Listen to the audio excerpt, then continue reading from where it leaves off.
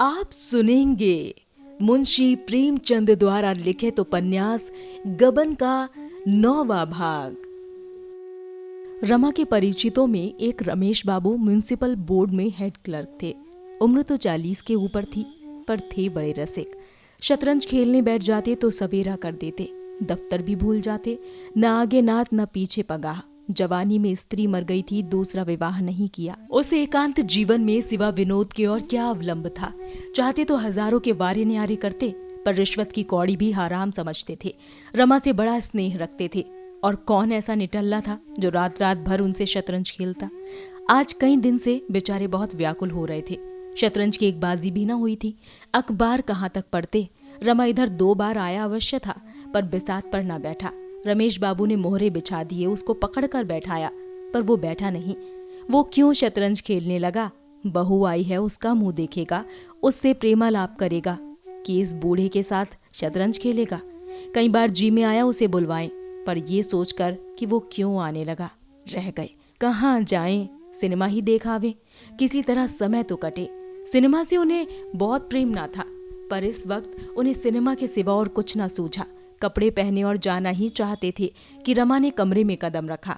रमेश उसे देखते ही गेंद की तरह लुढ़क कर द्वार पर जा पहुंचे और उसका हाथ पकड़कर बोले, आइए आइए बाबू रमानाथ साहब बहादुर, तुम तो इस बुढ़े को बिल्कुल भूल ही गए।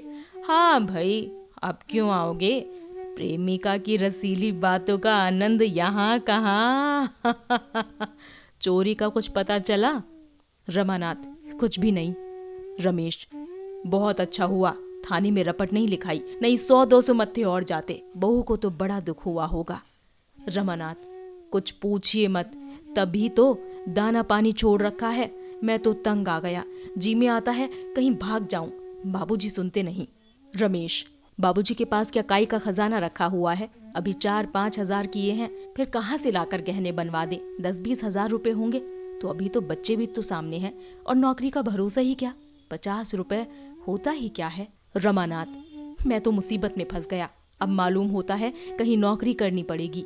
चैन से खाते और मौज उड़ाते थे, नहीं तो बैठे बिठाए इस माया जाल में फंसे। अब बतलाइए, है कहीं नौकरी चाकरी का सहारा? रमेश ने ताक पर से मोहरे और बिसात उतारते हुए कहा, आओ एक बाजी हो जाए, फिर इस मामले की सोचें।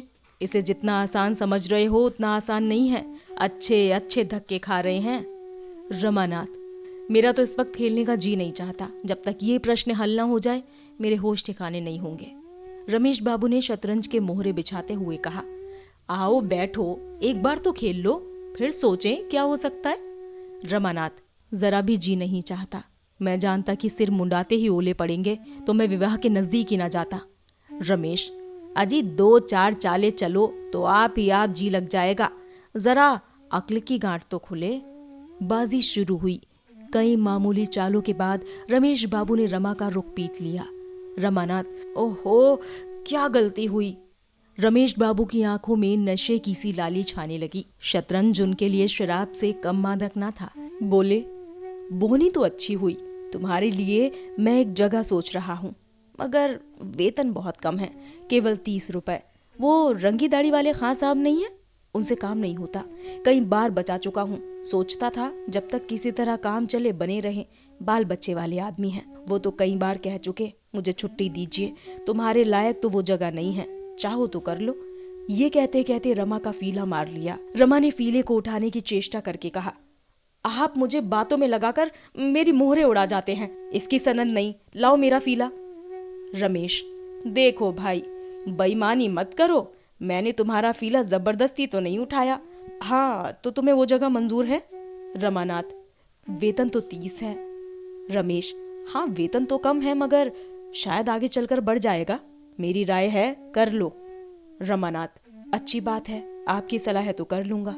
रमेश, जगह आमदनी की है। मियाँ ने तो उसी जगह पर रहते हुए लड़कों को MA LLB करा लिया। 2 कॉलेज में पढ़ते हैं। लड़कियों की शादी अच्छे घरों में की। हाँ, जरा समझ बूझ कर काम करने की जरूरत है।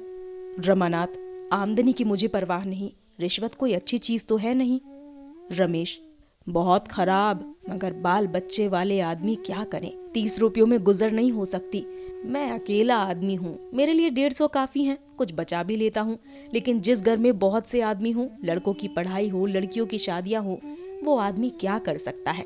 जब तक छोटे छोटे आदमियों का वेतन इतना ना हो जाएगा कि वो भलमनसाही के साथ निर्वाह कर सके, तब तक रिश्वत बंद ना होगी।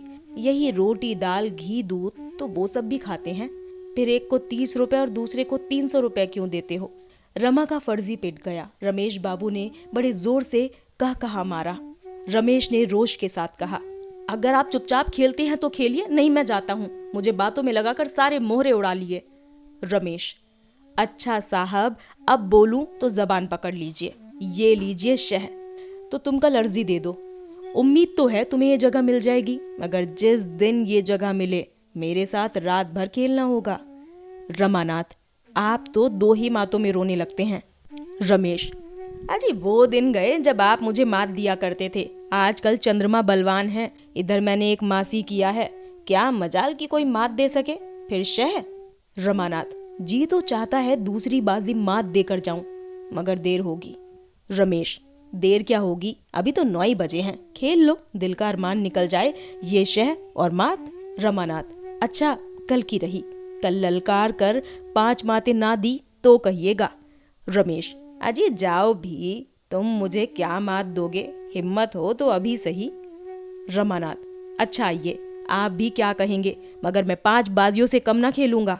रमेश, 5 नहीं तुम 10 खेलो जी, रात तो अपनी है, तो चलो फिर खाना खा ले, तब निश्चिंत होकर बैठे तुम्हारे घर कहला देता हूँ कि आज यहीं सोएंगे, इंतजार ना करें। दोनों ने भोजन किया और फिर शतरंज पर बैठे। पहली बाजी में 11 बज गए। रमेश बाबू की जीत रही, दूसरी बाजी भी उन्हीं के हाथ रही, तीसरी बाजी खत्म हुई तो 10 बज गए। रमानाथ, अब तो मुझे नींद आ रही है। रमेश, तो मुंह धो डालो, बरग रखी हुई है, मैं 5 बाजियां खेले बगैर ना सोने दूंगा। रमेश बाबू को ये विश्वास हो रहा था कि आज मेरा सितारा बुलंद है, नहीं तो रमा को लगातार 3 मात देना आसान ना था। वो समझ गए थे इस वक्त चाहे जितनी बाजियां खेलूं जीत मेरी ही होगी, मगर जब चौथी बाजी हार गए तो ये विश्वास जाता रहा। उल्टे ये भय हुआ कि कहीं लगातार हारता ना जाऊं। बोले, अब तो सोना चाहिए। रमानाथ, क्यों, 5 बाजियां पूरी ना कर लीजिए। रमेश, कल दफ्तर भी तो जाना है। रमा ने अधिक आग्रह न किया, दोनों सोए। रमा यूं ही 8 बजे से पहले न उठता था, फिर आज तो 3 बजे सोया था। आज तो उसे 10 बजे तक सोने का अधिकार था। रमेश नियमानुसार 5 बजे उठे, स्नान किया, संध्या की, घूमने गए और 8 बजे लौटे, मगर रमा तब तक सोता ही रहा। आखिर जब 9:30 बज गए तो उन्होंने उसे जगाया। रमा ने विभड़ कर कहा, नाहक जगा दिया, कैसी मजे की नींद आ रही थी। रमेश, अजी वो अर्जी देनी है कि नहीं तुमको। रमानाथ, आप दे दीजिएगा। रमेश, और जो कहीं साहब ने बुलाया तो मैं ही चला जाऊंगा। रमानाथ, जो चाहे कीजिएगा, मैं तो सोता हूँ। रमा फिर लेट गया और रमेश ने भोजन किया, कपड़े पहने और दफ्तर चलने को तैयार हुए। उसी वक्त रमानाथ हड़बड़ा कर उठा और आंखें मलता हुआ बोला, मैं भी चलूंगा। रमेश, अरे मुंह हाथ तो धोले भले आदमी। रमानाथ, आप तो चले जा रहे हैं। रमेश, नहीं अभी 15-20 मिनट तक रुक सकता हूँ, तैयार हो जाओ। रमानाथ, मैं तैयार हूँ, वहां से लौटकर घर भोजन करूंगा। रमेश, कहता तो हूँ अभी आधा घंटा तक रुका हुआ हूँ। रमेश ने 1 मिनट में मुंह धोया, 5 मिनट में भोजन किया और चटपट रमेश के साथ दफ्तर चला। रास्ते में रमेश ने मुस्कुराकर कहा, घर क्या बहाना करोगे, कुछ सोच रखा है। रमानाथ, कह दूंगा, रमेश बाबू ने आने ही नहीं दिया। रमेश, मुझे गालियां दिलवाओगे और क्या, फिर कभी ना आने पाओगे। रमानाथ, ऐसा स्त्री भक्त नहीं हूँ। हाँ ये तो बताइए, मुझे अर्जी लेकर तो साहब के पास ना जाना पड़ेगा। रमेश, और क्या तुम समझते हो घर बैठे जगह मिल जाएगी, महीनों दौड़ना पड़ेगा, महीनों 20 सिफारिशें लानी पड़ेंगी, सुबह शाम हाजिरी देनी पड़ेगी, क्या नौकरी मिलना आसान है। रमानाथ, तो मैं ऐसी नौकरी से बाज आया, मुझे तो अर्जी लेकर जाते ही शर्म आती है, खुशामदें कौन करेगा। पहले मुझे क्लर्कों पर बड़ी हंसी आती थी, मगर वही बला मेरे सिर पर पड़ी, साहब डांट वाट तो ना बताएंगे। रमेश, बुरी तरह डांटता है, लोग उसके सामने जाते हुए कांपते हैं। रमानाथ, तो फिर मैं घर जाता हूँ, ये सब मुझसे ना बर्दाश्त होगा। रमेश, पहले सब ऐसे ही घबराते हैं, मगर सहते सहते आदत पड़ जाती है, तुम्हारा दिल धड़क रहा होगा, न जाने कैसी बीतेगी। जब मैं नौकर हुआ तो तुम्हारी ही उम्र मेरी भी थी और शादी हुए 3 महीने हुए थे। जिस दिन मेरी पेशी होने वाली थी ऐसा घबराया हुआ था मानो फांसी पर जाने वाला हूँ। मगर तुम्हें डरने का कोई कारण नहीं है, मैं सब ठीक कर दूंगा। रमानाथ, आपको तो 20-22 साल नौकरी करते हो गए होंगे। रमेश, पूरे 25 हो गए साहब। 20 बरस तो स्त्री का देहांत हुए हो गए, 10 रुपए का नौकर हुआ था। रमानाथ, आपने दूसरी शादी क्यों नहीं की? तब तो आपकी उम्र 25 से ज्यादा न रही होगी। रमेश ने हंसकर कहा, बर्फी खाने के बाद गुड़ खाने का जी किसका चाहता है। महल का सुख भोगने के बाद झोपड़ी किसे अच्छा लगता है।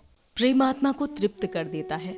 तुम तो मुझे जानते हो, अब तो बूढ़ा हो गया हूँ, लेकिन मैं तुमसे सच कहता हूँ, इस विदुर जीवन में मैंने किसी स्त्री की ओर आंख तक नहीं उठाई। कितनी ही सुंदरियां देखी, कई बार लोगों ने विवाह के लिए घेरा भी, लेकिन कभी इच्छा ही न हुई। उस प्रेम की मधुर स्मृतियों में मेरे लिए प्रेम का सजीव आनंद भरा हुआ है। यूं बात करते हुए दोनों आदमी दफ्तर पहुंच गए। तो ये था मुंशी प्रेमचंद द्वारा लिखित उपन्यास गबन का 9वां भाग।